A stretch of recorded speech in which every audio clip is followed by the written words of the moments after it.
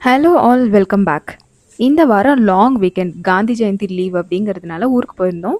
ஊருக்கு போயிட்டு வந்தனால கொஞ்சம் ஹெக்டிக்காக தான் இருந்தது. எங்களோட காலேஜ் ரீயூனியன் இருந்தது. ஆஃப்டர் 16 இயர்ஸ் எல்லாரும் மீட் பண்ணோம். So it was a lot of fun. எல்லாம் ரொம்ப என்ஜாய் பண்ணோம் அண்ட் பிரியறதுக்கே மனசு இல்லாமல் எல்லாரும் பிரிஞ்சு வந்தோம். அதுக்கப்புறம் ஊருக்கு வந்ததுக்கப்புறமும் அந்த மெமரிஸே இருந்தது. இன்னைக்கு வேலையெல்லாம் ஆரம்பிச்சு எல்லாம் பண்ண பண்ண அப்பப்ப அந்த மெமரீஸ் வந்துட்டு இருந்தது. நெக்ஸ்ட் மீட்டிங் எப்போ இருக்கும்? ஃப்ரெண்ட்ஸ் எல்லாம் எப்போ மீட் பண்ணலாம்? அந்த மாதிரியான ஒரு திங்கிங் தான் போயிட்டு இருந்தது. நீங்களும் இந்த மாதிரி ஃப்ரெண்ட்ஸ ரொம்ப மிஸ் பண்ணியிருக்கீங்களா? மிஸ் பண்ணி மீட் பண்ணதுக்கப்புறம், அ அந்த ஞாபகங்கள், மெமரீஸோடவே இருந்திருப்பீங்கன்னு நெனைக்கிறேன். ஸோ அப்படி இருந்தா கண்டிப்பா கமெண்ட் பாக்ஸ்ல ஷேர் பண்ணுங்க. ஊர்லேருந்து வரும்போதே நெறைய அழுக்கு துணியோட தான் வந்தோம். ஸோ அதெல்லாம் ஃபர்ஸ்ட்டு துவைச்சு போட்டுட்டு, ஸ்கூல் வேற இருந்தது. அதனால காலையில எப்பவும் போலவே 5:30க்கு ரொட்டீன் ஆரம்பிச்சுருச்சு. ஸ்கூலுக்கெல்லாம் அனுப்பிச்சு விட்டுட்டு, அதுக்கப்புறம் தான் நம்ப துவைக்கிற வேலை அண்டு ஃப்ரூட்ஸ் எல்லாம் கொஞ்சம் மறுபடியும் எல்லாம் வாங்கிட்டு வந்து அதெல்லாம் அரேஞ்ச் பண்ணி வச்சோம்.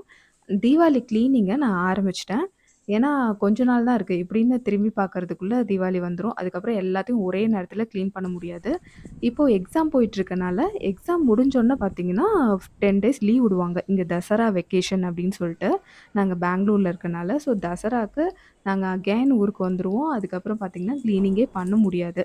அந்த மாரி ஒரு சிச்சுவேஷன் தான் இருக்கும். ஸோ அதனால நான் ஃபர்ஸ்ட்டு பிளான்ட்ஸ்ல இருக்கிற அந்த ட்விங்ஸு, லீவ்ஸு, பழைய இலைகள் அதெல்லாம் கிளீன் பண்ணிட்டு, ரொம்ப டஸ்ட்டா இருந்தது. ஸோ அது எல்லாத்தையும் ஒரு வைப் பண்ணிட்டு, என்னோட கிளீனிங்க ஆரம்பிச்சுட்டேன்.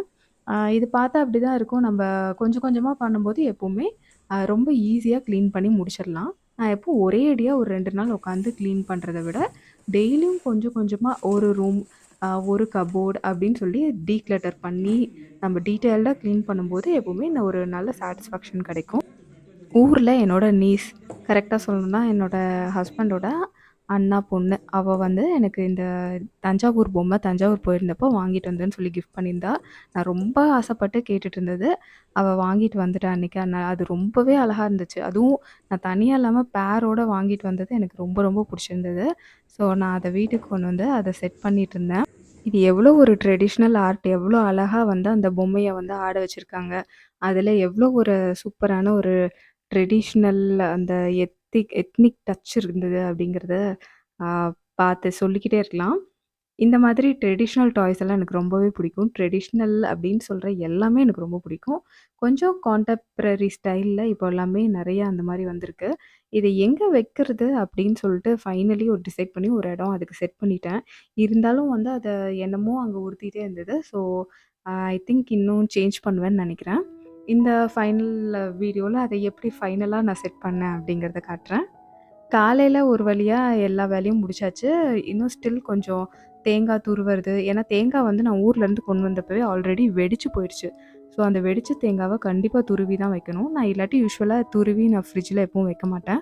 ஃப்ரெஷ்ஷா தான் தேங்காய திருவுவேன். அதெல்லாம் துருவி எடுத்து வச்சுட்டேன். ஸோ அதுக்கே ரொம்ப டைம் ஆயிடுச்சு. அப்புறம் ஊர்லேருந்து அம்மா வந்து புளிச்ச கீரை குடுத்து விட்டுருந்தாங்க. நம்ப தோட்டத்து கீரை. ஸோ இது வந்து அவ்வளோ ஃப்ரெஷ்ஷா இருந்தது. அதனால அத வந்து தொக்கு பண்ணி வச்சுட்டோம்னா, கொஞ்சம் நாளைக்கு இருக்கும் அப்படின்னு சொல்லிட்டு, அதையும் தொக்கு பண்ணிடலாம் அப்படின்னு இன்னைக்கே நான் சாப்பிட போறதில்ல. பட் அது கீரையோட ஃப்ரெஷ்னஸ் போயிருங்கிறதுக்காக நான் இப்பவே தொக்கு பண்ண ஆரம்பிச்சுட்டேன். இது ரொம்ப சிம்பிளா தான் அந்த தொக்கு பண்ணிடலாம். அண்ட் இது புளிப்பா இருக்கிறதுனால அவ்வளோ சீக்கிரம் கெடாது. இதில கொஞ்சம் எண்ணெய் நெறைய சேர்த்து ஊத்தி வைக்கும்போது நல்லாவே இருக்கும். நான் இத மண் சட்டியில பண்ணேன். எப்பவுமே மண் சட்டியில பண்ணும்போது அதோட ஃப்ளேவர் வந்து இன்னும் இன்க்ரீஸ் ஆகும் அப்படின்னு நான் நம்புறேன். எல்லா ஐ திங்க் எல்லாத்துக்குமே மண் சட்டியில பண்ண சாப்பாட்டோட டேஸ்ட் ரொம்பவே பிடிக்கும்னு நெனைக்கிறேன்.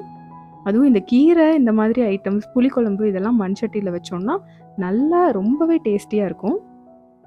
இந்த கீரைய நல்லா ஃபர்ஸ்ட்டு வெறும் எண்ணெயில லைட்டா கடுகு போட்டு பொரிச்சு அத வதக்கி எடுத்துக்கிட்டு, அதுக்கப்புறமா கொஞ்சம் நெறைய எண்ணெய் ஊத்தி, கடுகு, உளுத்தம் பருப்பு, அப்புறம் கொஞ்சம் வெந்தயம், சீரகம் இதெல்லாம் போட்டு, அந்த கீரை விழுத கொஞ்சம் அரைச்சுட்டு இது கூட போட்டு நல்லா கலக்கி விட்டுறணும். இதுக்கு ஒரு ஸ்பெஷலா ஒரு பொடி அரைக்கணும். அத நான் வந்து இதுக்கப்புறம் கடைசியா அந்த கீரையெல்லாம் எண்ணெயிலேருந்து பிரிஞ்சு வந்ததுக்கு அப்புறமா தான் நான் அத சேர்த்த போறேன். அது கொஞ்சம் கொத்தமல்லி, சீரகம் அண்டு மொளகா. வரமொளகா நீங்க எவ்வளோ காரம் வேணும்னு நெனைக்கிறீங்களோ, அவ்வளோ போட்டுக்கோங்க. எனக்கே கொஞ்சம் காரம் கம்மியா தோணுச்சு. ஏன்னா புளிச்சக்கீரை ஐ திங்க் இன்னும் காரம் போட போட தான் அது டேஸ்ட் இன்க்ரீஸ் ஆகுதுன்னு நெனைக்கிறேன். நம்மளோட மசாலா ரெடி. இப்ப இந்த மசாலாவ இந்த எண்ணெயில மட்டும் போட்டு தனியா போட்டு அத கொஞ்ச நேரம் அ ட்ரை ரொ அ எண்ணெயோட சேர்த்து வதக்கிருங்க. அது நல்லா எண்ணெயில பச்சை வாசனை போனதுக்கு அப்புறமா, நம்ம கீரையும் சேர்த்தி நல்லா கலந்து விட்டு எடுத்து வச்சிரலாம். இப்ப பாருங்க எண்ணெய் தனியா பிரிஞ்சு வந்துருச்சு. இந்த ஸ்டேஜ்ல நம்ப வந்து அத எடுத்து வச்சிரலாம்.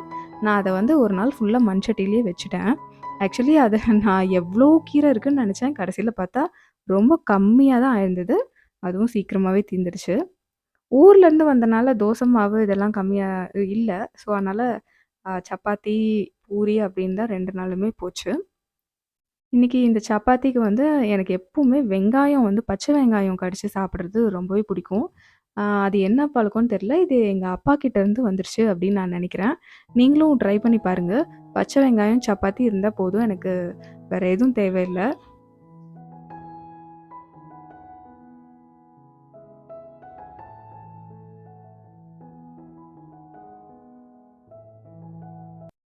வீட்ல பெப்பர் பொடியா அரைச்சது தீந்துருச்சு. ஸோ, அது கண்டிப்பா அதிகமா யூஸ் பண்ணுவோம்.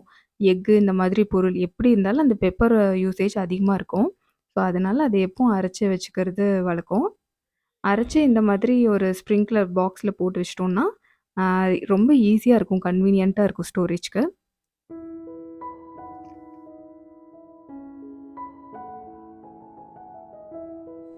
அடுத்த நாள் காலையில எந்திரிச்ச உடனே எனக்கு திடீர்னு இந்த அரேஞ்ச்மெண்ட் தோணுச்சு. ஃபைனலி நடுவுல இருந்த பிள்ளையார தூக்கி மேல வச்சுட்டு, இப்போ 2 பொம்மையும் பக்கத்து பக்கத்துல வச்சுட்டேன். இப்ப தான் எனக்கு வந்து ஒரு ஓகே ஒரு குட் ஃபீலிங்கோட இருந்தது. காலையில ஸ்கூல் இருந்தனால, காலையில எந்திரிச்ச உடனே வந்து ரொட்டீன் எப்பவும் போல ஸ்டார்ட் ஆயிடுச்சு. இன்னைக்கு வந்து சோலா பட்டூரா. நான் வந்து இதில மைதா மாவு சேர்த்தாம, நார்மலா கோதுமை மாவுல தான் பூரி பண்ணியிருக்கேன். இந்த பூரியில வந்து சோலா பட்டூரா கொஞ்சம் ரவை சேர்த்தோம்னா, நல்லாயிருக்கும் டேஸ்ட்டு. நான் வந்து மைதா மாவுல ரவை சேர்த்தாம, கோதுமை மாவுல ரவை சேர்த்துருந்தேன். இதுக்கு பேசாம வெறும் கோதுமை மாவே பண்ணியிருக்கலாம். அப்படின்னு எனக்கு கொஞ்சம் ஃபீல் ஆச்சு. ஏன்னா, அந்த மைதா மாவுல அந்த வழவழப்பு தன்மை இருக்கும். அதில வந்து நம்ப கொஞ்சம் ரவை சேர்த்தும்போது கிறிஸ்பியா இருக்கும். பட் கோதுமை மாவு ஆல்ரெடி வந்து ரொம்ப மொறுமொறுன்னு தான் இருந்தது. ஸோ, அதில ரவை சேர்த்து அது உடைய ஆரம்பிச்சுருச்சு. பட் டேஸ்ட் வைஸ் நல்லா இருந்தது. இன்னைக்கு வந்து என்னோட பாத்திரம் வந்து வெண்கல பாத்திரத்தில தான் நான் இன்னைக்கு பண்ண போறேன். யூசுவலா இந்த பருப்பு வகைகள வந்து வெண்கல பாத்திரத்தில பண்ணும்போது ரொம்பவே டேஸ்டியா இருக்கும். இதில நான் புளி சேர்த்து பண்றத அவாய்ட் பண்ணிப்பேன்.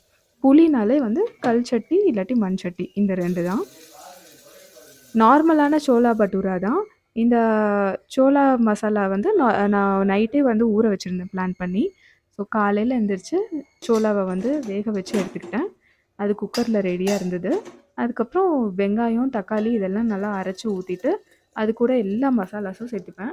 இதில எக்ஸ்ட்ராவா நம்ம சேர்த்துக்க வேண்டியது ஆம்ச்சூர் பவுடர் இல்லாட்டி சாட் மசாலா. இந்த 2ல ஒண்ணு கண்டிப்பா சேர்த்தா தான் அந்த சோலையில அவ்வளோ நல்ல ஃப்ளேவரும், அந்த டேஸ்ட்டும் வரும்.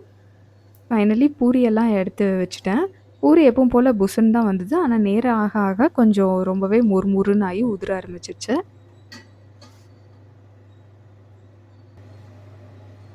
எப்பவும் எண்ணெயில பொரிக்கிற ஐட்டம்ஸ் பண்ணும்போது, இந்த மாரி தோசை கல்ல நான் எடுத்து வச்சுருவேன். இப்படி பண்ணும்போது தனியா அதுக்குன்னு ஒரு பாத்திரமும் எடுக்க தேவையில்ல. தோசை கல்லும் சீசன் அந்த மாரியே இருக்கும். இது வந்து எங்க அம்மா இப்படி தான் பண்ணுவாங்க. அவங்க கிட்ட இருந்து வந்த டெக்னிக் தான் இது. இது ரொம்பவே யூஸ்ஃபுல்லா இருக்கும். நீங்களும் ட்ரை பண்ணி பாருங்க. ஃபைனலி சுட சுட பூரி. பூரி தொடுறதுக்கே அவ்வளோ சூடா இருந்தது. அண்ட் பூரியும் சோலே வந்து செம்ம சூப்பரா வந்திருந்தது டேஸ்ட் வைஸ். அது கூட வெங்காயம் அண்ட் லெமன் இதெல்லாம் வச்சு சாப்பிடும்போது செம்ம டேஸ்டியா இருந்தது. அது ஏர்லி மார்னிங் நல்லா வாக்கிங் எல்லாம் போயிட்டு வந்துட்டு நல்லா பசியோட இருந்தோம். ஸோ எல்லாருமே ரொம்ப என்ஜாய் பண்ணி சாப்பிட்டோம். பூஜுக்கு ஹாஃப் டே தான் அப்படி ஸ்கூல் அப்படிங்கிறதுனால, நார்மலா அவன் காலையில சாப்பிட்டுட்டு போயிட்டான். ரொம்ப நாளாவே பண்ணணும்னு நெனச்சுட்டு இருந்தேன். சாக்லேட் ஃபில்டு பன்ஸ் அதுவும் இந்த கிரசன்ட் ஷேப்ல பண்ணணும் அப்படின்னு ஆசை. அத வந்து இன்னைக்கு பண்ணிடலாம் அப்படின்ட்டு காலையில கொஞ்சம் டைம் இருந்தது. ஆஃப்டர் பிரேக்ஃபாஸ்ட்க்கு அப்புறம் அந்த வேலைய ஸ்டார்ட் பண்ணிட்டேன். அ உ அ ஈஸ்ட் வந்து தண்ணீல கொஞ்சம் வார்ம் வாட்டர்ல கொஞ்சம் சர்க்கரையோட சேர்த்து வச்சிருந்தேன். அது நல்லா பொங்க ஆரம்பிச்சுருச்சு. சரின்னு அவசர அவசரமா மாவ எடுத்து பெனைய ஆரம்பிச்சுட்டேன். இன்னைக்கு நான் கோதுமை மாவுல தான் பண்ண போறேன். ஸோ ஃபுல் வீட், ஹோல் வீட் பன்ஸ் இது. பன்ஸ நல்லா இந்த ஈஸ்ட் தண்ணிய விட்டே பெனஞ்சுக்கணும். இதோட மெஷர்மெண்ட்ஸ் நான் டிஸ்கிரிப்ஷன் பாக்ஸில் கொடுக்குறேன். அதுக்கப்புறம் இது கூட நிறைய வெண்ணெய் சேர்த்திக்கணும். ஒரு 3 டேபிள் ஸ்பூன் வெண்ணெய் சேர்த்திக்கணும். நான் 2 கப் மாவு சேர்த்துருக்கேன். ஸோ அதுக்கு 3 டேபிள் ஸ்பூன் வெண்ணெய் சேர்த்திக்கலாம். உங்ககிட்ட மைதா இருந்தால் மைதாவில் ட்ரை பண்ணி பாருங்கள். ஏன்னா அது இன்னுமே பெட்டராக வரும் அப்படின்னு நினைக்கிறேன். ஸோ இப்போ வந்து இந்த மாவை நல்லா நல்லா பெனஞ்சிட்டு அதுக்கப்புறம் ரெஸ்ட் பண்ணிடணும் 1 ஹவர். அப்போ தான் அது வந்து ட்ரிப்பிள் ஆகும் சைஸில்.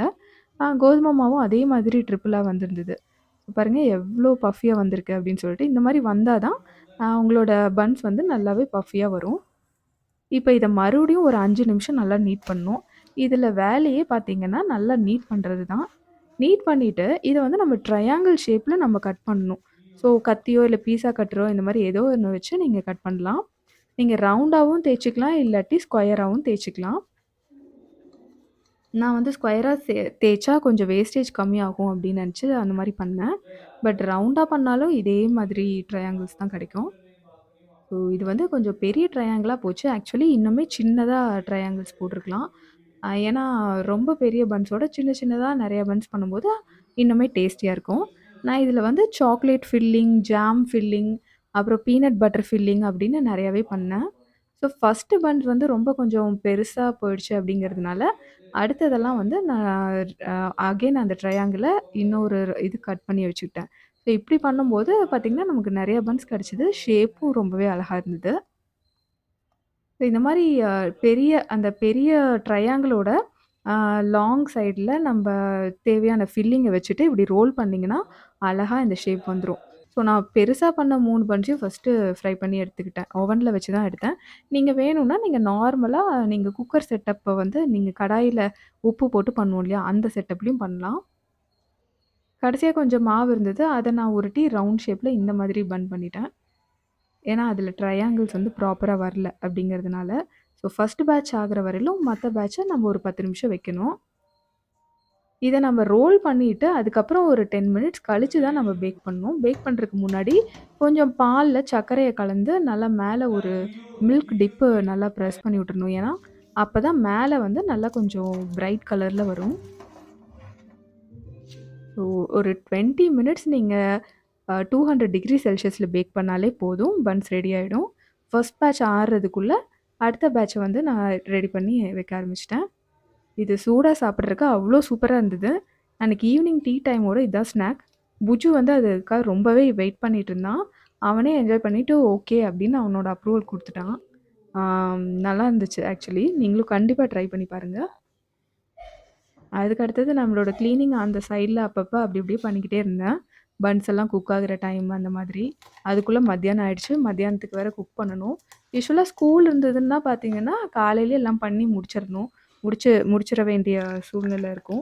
இப்போ அந்த இது இல்லாதனால பார்த்தீங்கன்னா 3 நேரமும் சமைக்கிற மாதிரியே இருக்குது.